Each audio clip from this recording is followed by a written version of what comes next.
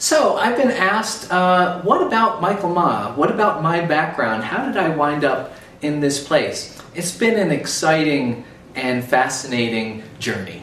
I could just say that. I was originally born and raised in New York City. My father happened to work in finance, but my passion was in engineering. And I remember as a boy watching the Apollo space launches. Now you know how old I am. And being passionate about aerospace and the lunar program.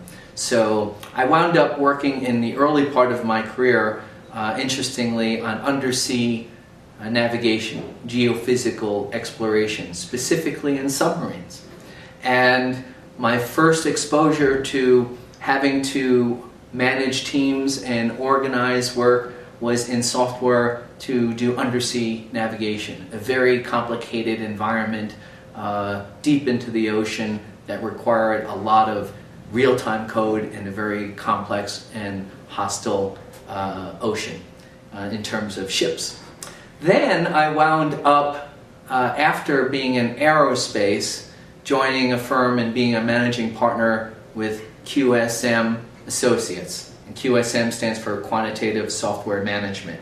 And from that vantage point, our firm was involved in collecting data on observing software teams. So patterns began to light up. It was fascinating. It was like looking through a Hubble telescope and discovering things out in the universe. In this case, the universe of the emerging field of technology. And we saw with instrumentation what was happening over the years as we've evolved from the 1990s to after year 2000, coming into now we're 2015.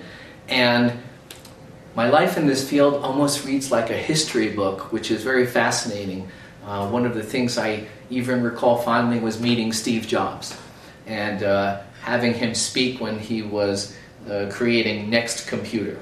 Or seeing the first Apple IIe come into our engineering workspace when we're working with this new thing called a graphical user interface and a mouse and icons and all of the emergence and the acceleration of what we see in industry from those early days all the way up until today. I mean, who would imagine that software and technology could enable in your smartphone to be able to connect with someone on the other side of the planet at the speed of light and receive a message from someone that could be on a mountaintop in Nepal, and then you getting a photo.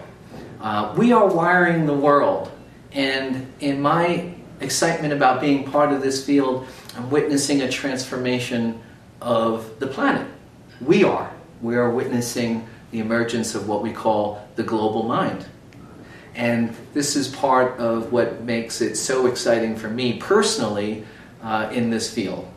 Now, when I'm not worrying about software, I like to unwind and relax by flying airplanes. So my greatest joy also comes from taking a 1946 Piper Cub with a 85 horsepower engine, no software, and only 4 instruments, and flying over the mountains of western Massachusetts with my children.